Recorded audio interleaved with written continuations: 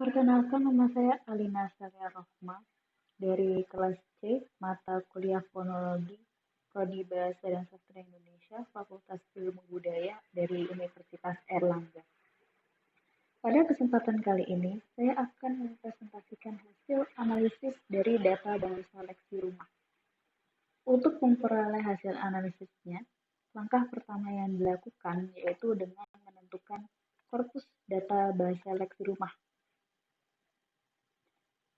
Korpus data bahasa leksi rumah yang didapat berjumlah sekitar 200 data bahasa. Namun, untuk presentasi kali ini saya hanya mengambil sekitar 15 data bahasa sebagai contohnya.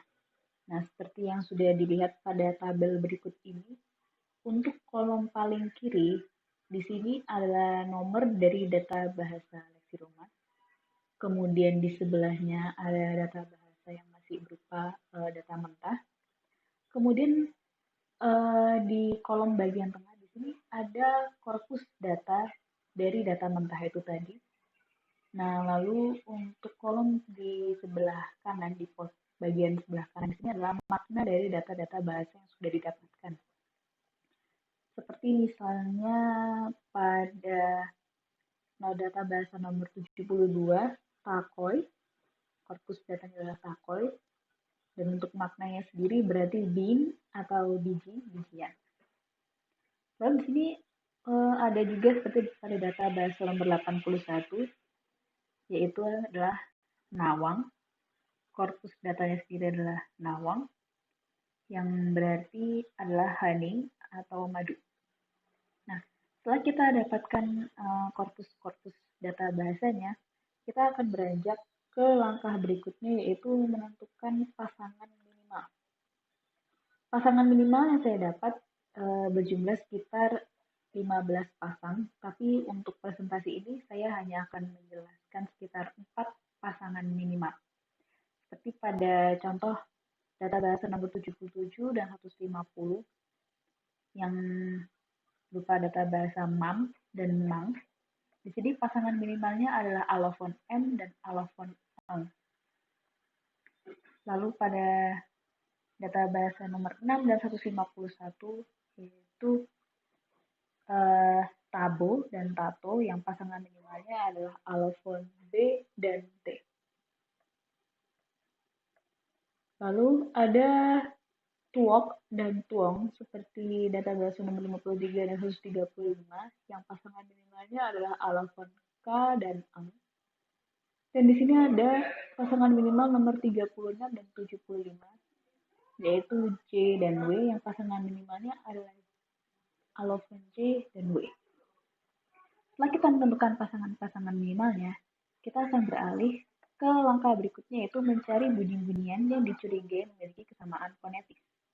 Seperti pada beberapa contoh ini, ada seperti alofon E dengan alofon E, alofon A dengan alofon O, alofon F dengan alofon P, alofon N dengan alofon eng, alofon J dengan alofon J, alofon O dengan alofon O, alofon W dengan alofon stres W, alofon C dengan alofon C, alofon stres D dengan D, dan seterusnya. Seperti juga ada ini contoh yang berbeda, yaitu alofon A atau S dengan E, lalu juga alofon stres dan alofon E. Lalu setelah kita mencari bunyi-bunyi yang dicurigai memiliki kesamaan fonetis, kita akan mencari bunyi-bunyi yang tidak memiliki kesamaan fonetis. Nah, pada data 200 data bahasa leksi rumah, hampir semua bunyi memiliki, masing-masing bunyi memiliki kesamaan fonetis. Jadi, yang bisa saya simpulkan adalah tidak ada bunyi yang tidak memiliki kesamaan fonetis. Setelah itu kita akan beranjak pada tahap berikutnya, yaitu bunyi-bunyi yang berdistribusi komplementer.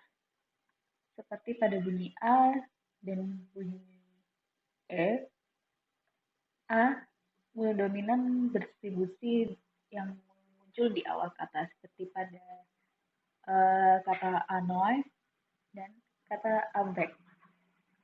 Lalu seperti bunyi muncul di tengah dan akhir kata seperti liktah dan better. Setelah itu ada lagi bunyi-bunyi yang bersifat modal seperti bunyi ke dan ke. Ke muncul di awal kata seperti gedicai dan seperti kata jokmuk yang berarti adalah horn. Lalu juga seperti bunyi ger muncul di awal kata yaitu teja mei atau juga seperti nejang. Di sini juga ada bunyi T dan stres T. T yang muncul di awal kata seperti pada kata tabo dan tang. Dan stres T muncul di tengah kata seperti kata link, terha, dan seperti pada kata betterhatch. BTH. Lalu adalah angka berikutnya itu menentukan bunyi-bunyi yang bervariasi bebas. Tapi pada data ini kami tidak menemukan data-data bunyi yang bervariasi bebas. Setelah itu kita akan pindah ke bunyi-bunyi berkontras. Bunyi-bunyi berkontras ini akan dibagi menjadi dua jenis. Jenis pertama yaitu lingkungan sama, dan jenis kedua yaitu adalah lingkungan mirip. Lingkungan sama di sini seperti pada bunyi N dan bunyi S. Seperti data bahasa nomor 65 dan 122, nama dan sama. Di sini lingkungan sama atau lingkungan identitasnya adalah ama. Maka, kesimpulan yang bisa diambil adalah bunyi N dan bunyi S adalah alofon dari fonem yang berbeda, yaitu fonem N dan fonem. Lalu di sini ada juga bunyi S dan bunyi T seperti pada data bahasa nomor 58 dan 78, yaitu ATI dan ASI. Di sini lingkungan samanya atau lingkungan identitasnya adalah AI. Yang membedakan adalah bunyi T dan bunyi S yang merupakan alofon dari fonem yang berbeda, yaitu fonem T dan fonem. Setelah kita melihat beberapa contoh dari lingkungan sama, kita akan beralih ke lingkungan yang mirip. Jadi, lingkungan yang mirip ini seperti pada bunyi D dan bunyi K yang terdapat pada data bahasa nomor 173 dan 174, yaitu Daliela dan Kalieta. Lingkungan yang mirip adalah Aliela dan Alieta. Jadi AIEA dan AIEA. Bunyi D dan K di sini merupakan alofon dari fonem yang berbeda, yaitu bunyi D dan K. Lalu ada juga lingkungan mirip seperti pada bunyi P dan D yang terdapat pada data bahasa nomor 164 dan 166, yaitu PD dan TD. Lingkungan yang mirip di sini adalah ID dan ED atau II dan EI. Nah, di sini P dan D adalah alofon dari fonem yang berbeda, yaitu dari fonem P dan D. Setelah kita menentukan bunyi-bunyi berkontras, kita akan menentukan bunyi-bunyi yang berubah karena lingkungannya.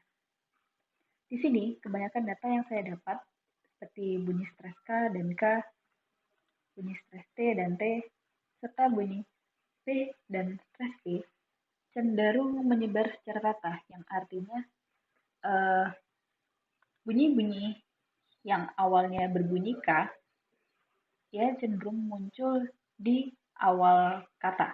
Dan bunyi-bunyi yang diawali dengan tanda stres seperti ini, dia cenderung muncul di tengah-tengah kata. Hal ini disebabkan karena bunyi K, jika diikuti vokoid belakang, maka dia tetap akan berbunyi K. Tapi dia jika diikuti dengan vokoid depan, maka akan berubah menjadi stres K. Nah, kedua bunyi tersebut berubah karena lingkungannya. Sehingga bunyi dari K dan stres K itu merupakan alofon dari fonem yang sama, yaitu fonem K. Di sini stres K merupakan bunyi hambat velar, namun bunyi K yaitu plosive velar. Seperti dilihat di sini perubahannya terdapat pada pengucapannya seperti bo. ku, dan seperti pada bunyi K yaitu Katy. Di sini ada sedikit hambatan lalu dilontarkan, tapi di sini dia langsung keluar, jadi tidak ada hambatan sebelumnya. Prinsip seperti ini sama pada bunyi-bunyi stress T dan T, dan prinsip yang sama juga terletak pada bunyi B dan stress B. Setelah itu kita akan menentukan bunyi-bunyi yang condong menyebar secara simetris. Yang saya dapat adalah data tersebut sama dengan langkah keempat, yaitu pada data penentuan distribusi komplementer, seperti yang sudah saya jelaskan seperti ini. Lalu setelah menyebutkan bunyi-bunyi yang condong secara simetris, saya akan mengambil beberapa kesimpulan. Yang pertama, total fonem konsonan yang ditemukan pada data bahasa leksi rumah berjumlah 17, yaitu pada fonem konsonan B, fonem konsonan D, fonem konsonan K, fonem konsonan U, fonem konsonan fonem konsonan C atau Y, fonem konsonan K, fonem konsonan O, fonem konsonan U, fonem konsonan M, fonem konsonan fonem konsonan R, fonem konsonan fonem konsonan fonem konsonan fonem konsonan U, dan fonem konsonan U. Lalu berikutnya yaitu adalah menentukan total fonem vokal. Di sini ada fonem vokal A, fonem vokal O, fonem vokal O, fonem vokal O, fonem vokal E, fonem vokal E, fonem vokal E, dan fonem vokal I yang berjumlah 8.